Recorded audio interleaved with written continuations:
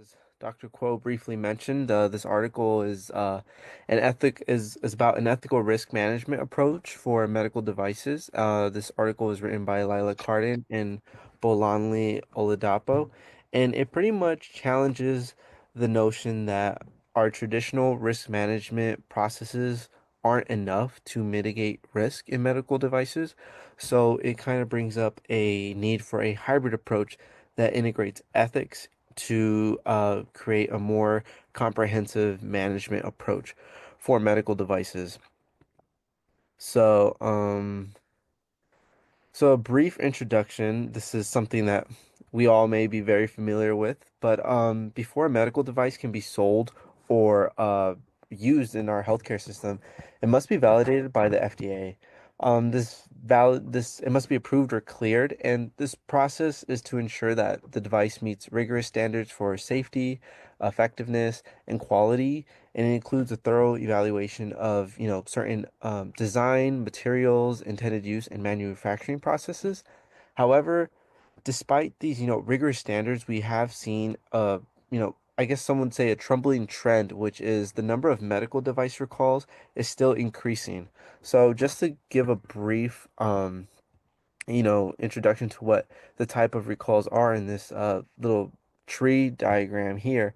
Um, Class 1 recalls are the most serious. These involve products that could cause serious injury or even death. Class 2 recalls are issued when a device may cause temporary or medically reversible harm, and Class 3 are for devices that are unlikely to cause harm but still violate regulatory standards.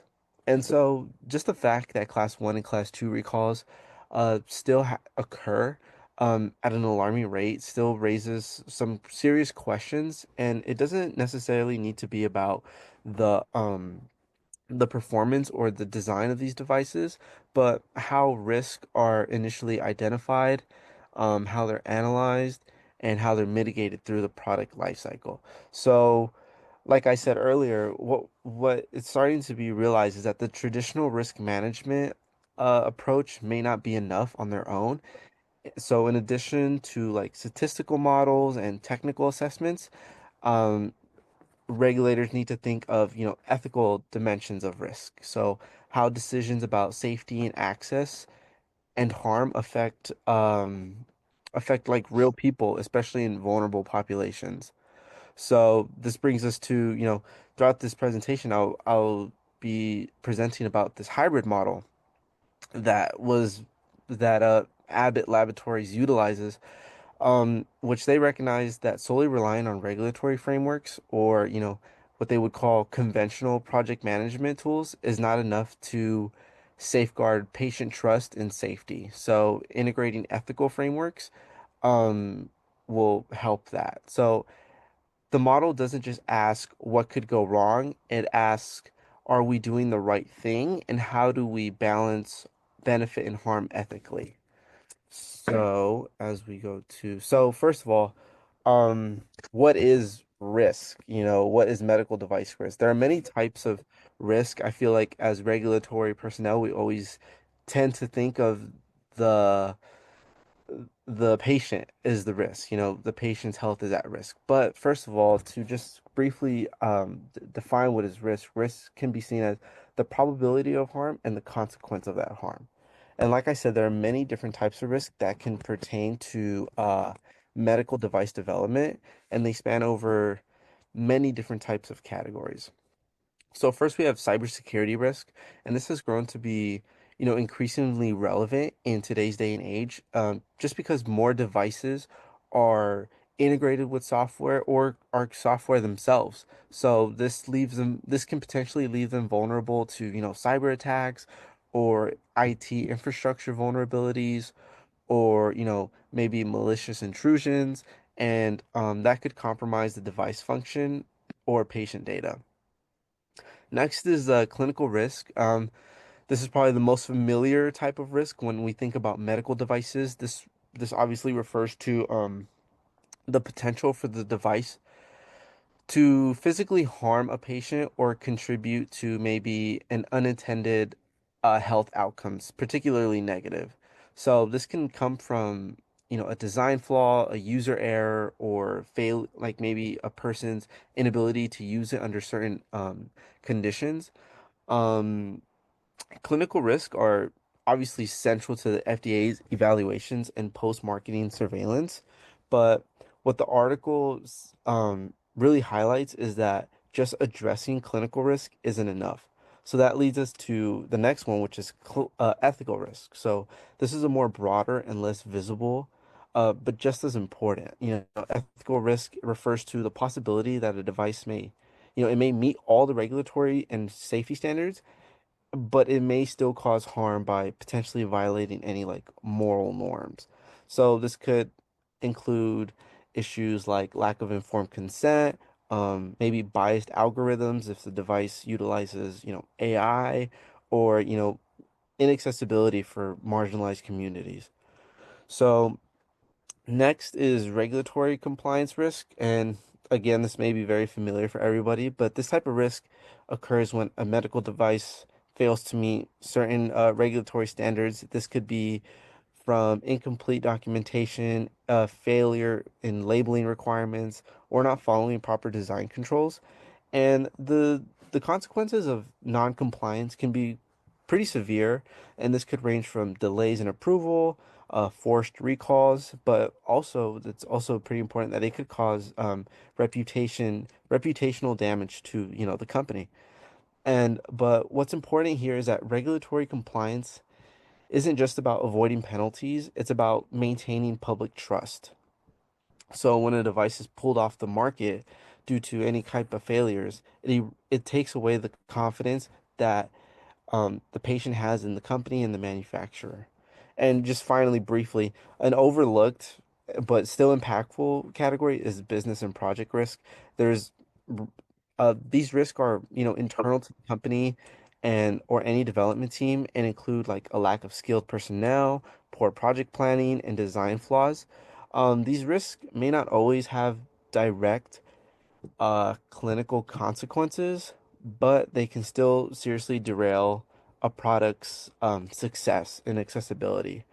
So, kind of what this highlights is that understanding and planning for all these risks is like a holistic practice.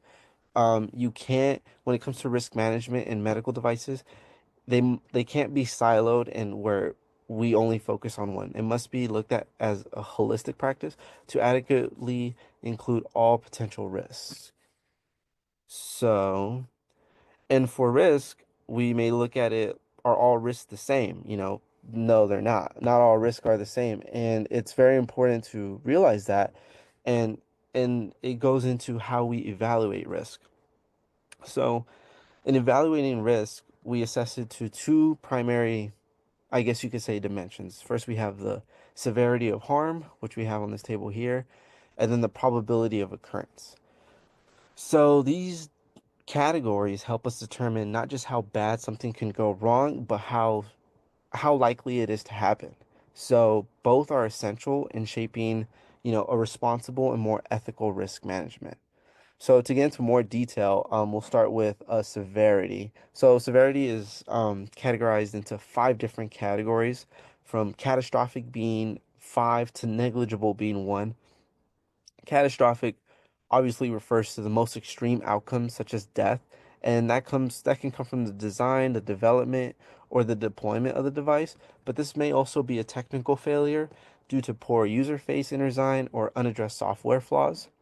Next are the two critical and serious ratings. They're also serious, but not as serious as, death, but are still affected in the same process. These involve outcomes like permanent disability, hospitalization, long-term harm. They may be fatal, but they still impact the patient. They can still impact the patient's quality of life. So, and it's still important that these categories still highlight, um, failures in the critical development stages. And on the lower spectrum, we have minor and negligible, which are you probably the minor and negligible, which are like low severity injuries, maybe discomfort, maybe technical malfunctions, but do not pose a serious or permanent injury to the user. Um, Now that we've seen what the severity of risk is, now we can move on to the probability of harm. So to evaluate the probability of, occurrence and harm, it's also laid out on a scale from 1 to 5. On one end, we have improbable events, which is less than 1 in 1 million chances of happening, and on the other end of the spectrum, we have a frequent events, which is may occur every 1 in 1,000 uses, which is pretty frequent. So just like severity, this can help us prioritize risk, risk need urgent mitigation, which can be more carefully monitored over time. So to put this into, a real like practice, this is a risk evaluation chart.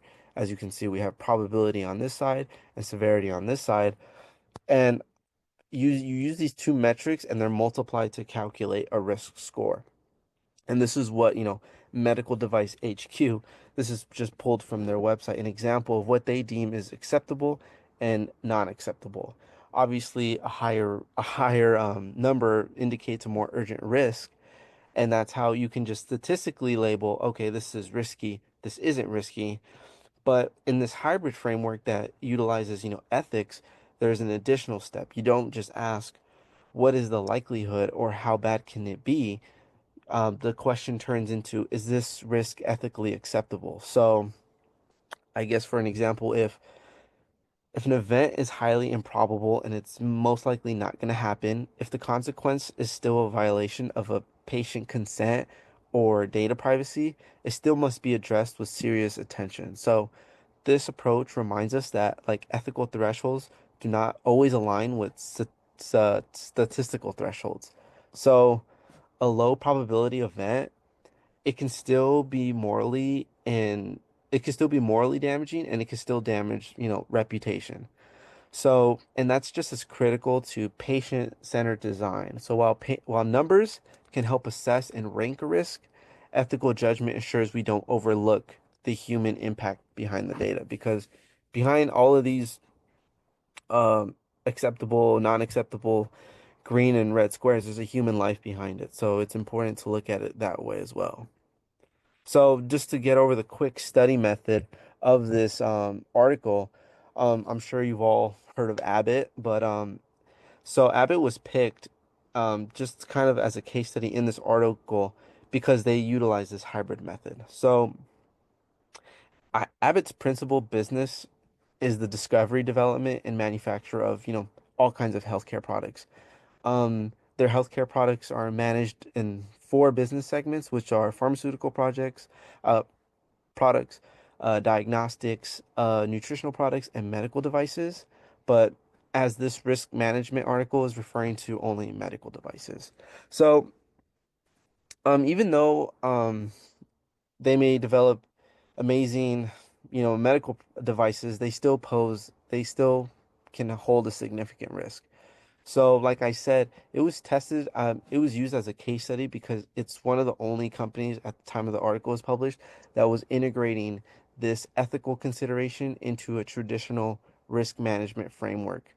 Um, and also as a leading global medical device manufacturer, Abbott, it operates with a highly regulated environment and faces complex ethical challenges that could relate to patient safety, data privacy, and like new technologies such as AI. So, as the article pointed out, the way it's structured, its project management processes and commitment to innovation has made it an ideal candidate to pilot this kind of hybrid risk management model that blends, technical, regulatory, and ethical risk into all one. So we'll go into the risk management framework that they impose. So there's two types of risk management frameworks, I guess, that you could look at. First is um, the ISO 14971, and the PMBOK. ISO is a consensus standard, and the PMBOK is just was created by the Project Management Institute, I believe. But yeah, so it gets split up into risk planning, risk assessment, and risk monitoring and control, and risk reporting. So when we look at the, we see that ISO and the PMBOK are missing some certain components of, this whole process. So the ISO 14971 is missing the risk planning and but they utilizes the risk assessment analysis, the risk evaluation, and under risk control, risk monitoring and control, they use the risk control evaluation of overall residual risk acceptability, and ISO incorporates risk reporting. And this is obviously the big thing of risk management report.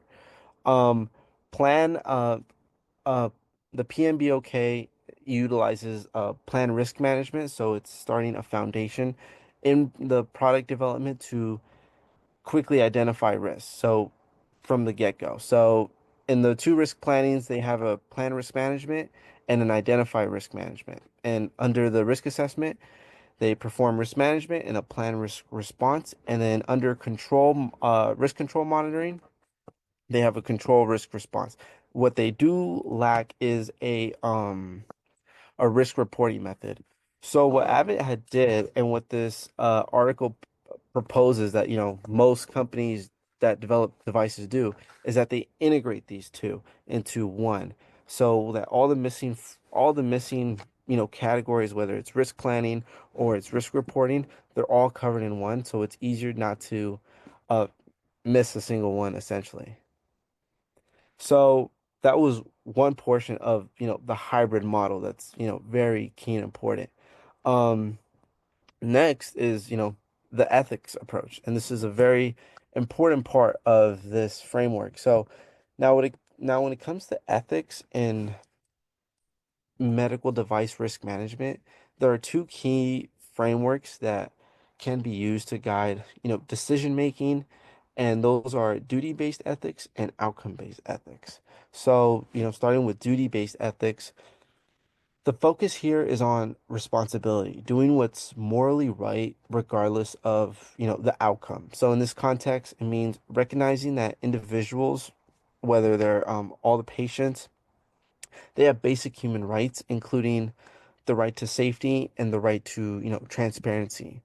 And manufacturers have a duty to prevent, adverse events by implementing thorough procedures to identify, assess, and manage risk early on.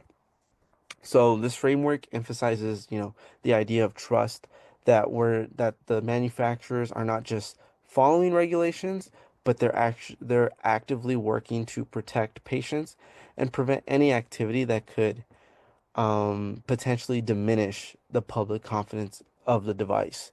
So, on the other hand, you have outcome-based ethics. So, outcome-based ethics primarily focuses on maximizing overall benefit. So, the idea is to make a decision that generates the best outcome for the greatest number of people.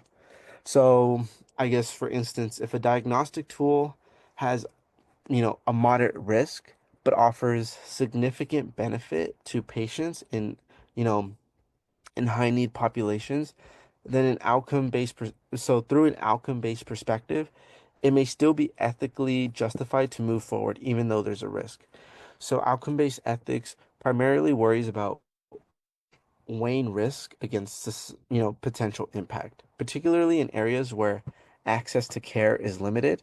So I could see this where, a device is treating a certain disease or a certain condition where there's no available therapies or there's very limited therapies. Utilizing an outcome-based ethics would, move forward with that. So by essentially integrating both these kind of ethical lenses into, a risk management, we can design and develop medical devices that are not only safe but also effective, but also ethically sound, and responses to the needs of the communities that, need to be served. So so now as you integrate, so in this table breaks down the key aspects of risk management. It breaks it down with through risk planning, risk identification, risk analysis, response, and monitoring and controlling. and mapped each one through the lens of both the PMBOK guidelines, which focus primarily on project management best practices and ethical integration, which emphasizes more on the human impact and then the ethical integration emphasizes more on the human impact and the moral responsibility that they have. So this side by side, approach allows us to explore not only what is good risk management and how does it look good procedurally, but what does it look like ethically? So if we start with risk planning, we emphasize that, we emphasize that ethical considerations should be embedded in the foundation of the project. So ethical thought should not be treated as like a afterthought. So this includes setting, ethical goals alongside technical ones right from the start. Some of these goals can include, protecting patient data, ensuring inclusivity in design and clinical trials, and safeguarding autonomy. And this can be right alongside traditional goals like cost and performance and, timeline. So the PMBOK tells us to, define roles and responsibilities, and the framework adds, let's define ethical roles and responsibilities too, alongside that. So during risk identification, the PMBOK focuses on identifying technical and business risk, things like that could be device failures, supply chains, or market uncertainties. In this framework, we push the boundary further, and teams will now look at, okay, now they identify ethical risk. These could be like, is there bias in the device's algorithm? Could data, could data collection practices infringe on maybe a patient's privacy? Are there risks with, like I said, informed consent? So to stress the importance of, a diverse engagement is because people most affected by ethical risk are not always the ones at the table unless, you intentionally bring them in and have them in discussions. So for risk analysis, the typical process in evaluating the likelihood, and this is where, you evaluate the probability of occurrence and harm and the severity to prioritize risk management. But the ethical model adds a deeper dimension. So even if we ask if the numbers look okay in the green acceptable box, um, is it still right? So even if we have a risk that's improbable, is it still right? So, an example could be, a small risk that violates a patient dignity or causes unequal harm may be acceptable. So, this highlights the value of applying both duty-based ethics and outcome-based ethics. So, in risk response planning, this is again the ethical overlay. PMBOK gives us traditional options such as avoid, reduce, accept, or transfer the risk. But in an ethical risk management, you may choose to avoid or mitigate a low probability risk, not because it's likely to happen, but because of the consequence. So, if it were to happen, would it violate or would it violate, the public's trust in using this device? So this reflects a shift from pure efficiency to more of a principled decision making. And lastly, in monitoring and controlling, we include post-market and ethical oversight to ensure that ethical risks are not, evaluated once and forgotten. Like if we make it right in the beginning and then, okay, we made our goals, now let's ditch them as we need to move on with this device development. Um, this we need to ensure that they're continuously reassessed as the device has evolved. So, if the device enters new markets or interacts with, changing populations, the ethic goals and the ethic risk mitigations need to, evolve with the device. And feedback loops are essential, and they're not just essential for, safety data, but also for insight of users. So clinicians and even regulators who are flagging emerging ethical concerns in real time, hearing them out and addressing those. So this table is a good visualization on how ethical thinking is not something abstract or outside of the device development process. It's just something that can be integrated into each phase using familiar tools like ISO or like the PMBOK, but applied with more human-centered lenses. So ultimately, this hybrid approach helps build not just safer devices, but devices that are more equitable and trustworthy and aligned with the values that they're meant to serve. So here's how this is what it would look like putting it into practice in the different steps. So the risk management plan that was implemented by Abbott and studied by, the authors of this article begins with the crucial step of identifying all potential sources of harm or risk that could arise from the use of a medical device. This not only includes risk from intended uses, but also, foreseeable misuses that which are often overlooked. How can a patient accidentally misuse this device? And what's the key here is that our framework does not just look at the risk from a technical or regulatory standpoint, but it also emphasizes the ethical responsibility to prevent harm and maintain that consumer trust. So that trust can be severely damaged and diminished if the risks are ignored and or if they're improperly managed. So this is why it's important to stress that's why it's important to stress setting up ethical goals alongside technical ones just for commercial objectives right from the start. And as I talked about earlier, the risk breakdown structure, which categorizes risk across all types of domains, whether it's cybersecurity, clinical, ethical, regulatory, it's important to keep an eye out for those too, because the this comprehensive structure ensures that we're not just addressing device performance, but also a social and organizational factors that could impact safe and fair and effective deployment of, this new technology that would go out to patients all over. And so once the risks are identified, you move on to risk assessment. And this is where the framework's dual focus is on impact and moral duty becomes clear. Risks are assessed based on, as we talked about before, severity and probability of occurrence. But it goes further than just scoring numbers. We have to ask, is it fair?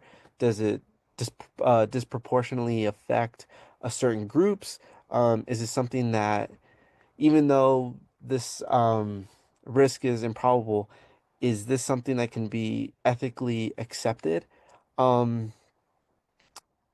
and we may decide if it's ethically unacceptable regardless of the probability. So, as I talked about, the severity chart ranges 1 to 5, and it's important, and and the severity chart is also used through a 1 to 5, and those are used to, you know, create like a risk probability number. But again, like I've said 1,000 times, this prioritization isn't just statistical or mathematical. It's also based on, value driven, considering the duties of fairness and equity and moral obligation. So from this step, we can plan our risk response. So in this study, the responses are informed by the PMBOK framework. So these strategies used were, mitigation, where actions are taken to reduce either the probability or impact of a risk, and acceptance, where no immediate action is taken, but the risk is documented and monitored. In Abbott's case, these approaches were selected based on a balanced understanding of technical feasibility and ethical responsibility, especially for risks that couldn't be completely eliminated, but just need ongoing attention. And that's what happens. Some risks just can't be completely eliminated. It's just part of, maybe the use of the device, but it's just important to uh, keep ongoing attention and keep with the ongoing monitoring. And that leads on to the next phase, which is risk monitoring and control. And it involves carrying out planned resources and continuously assessing, effectiveness. This includes evaluating any residual risk. These can remain after mitigation, and they determine whether they're still acceptable from both a regulatory standpoint or an ethical standpoint. Um, New risks can emerge here, especially as products evolve, or they enter new markets, but the control aspect focuses on proactive strategies like safety by design, which aim to eliminate hazards at the engineering stage, and protective measures such as alarms or usage restrictions embedded in the device itself as it, evolves. Um, so I guess to document and manage all this, it's used as a risk register, and that is a document that logs every identified risk, its analysis, its planned response, and its outcomes, and it becomes a central tool for transparency, and accountability.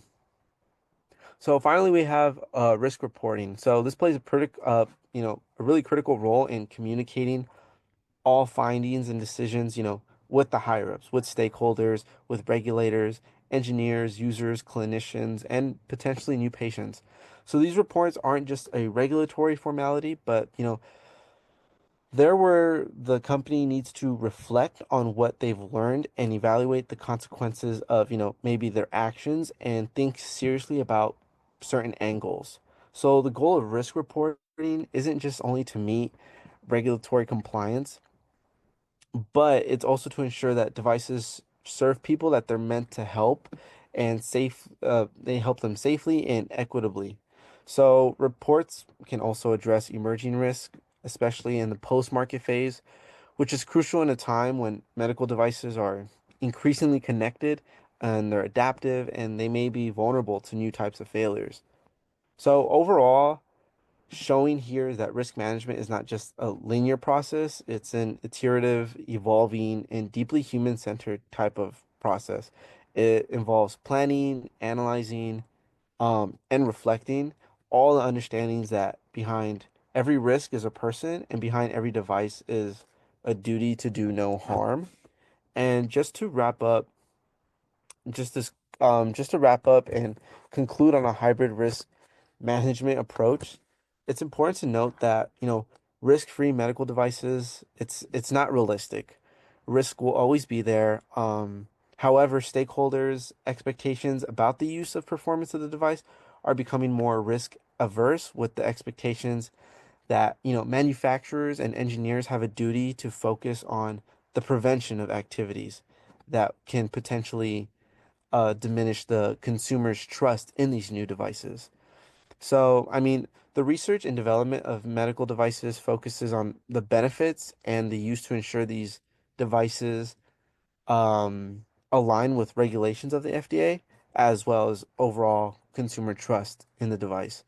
Um, Risk management is utilized in the study as a framework to increase the chances that organizations achieve their goals by planning and responding to risk related to design and the development of medical devices, So risk management is a moral obligation to, protect human well-being and assessing both severity and probability through ethical lenses.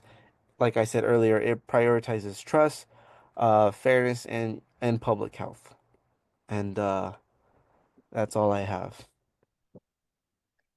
Thank you. So please join me to thank uh, Eli for a wonderful presentation, very thorough and comprehensive.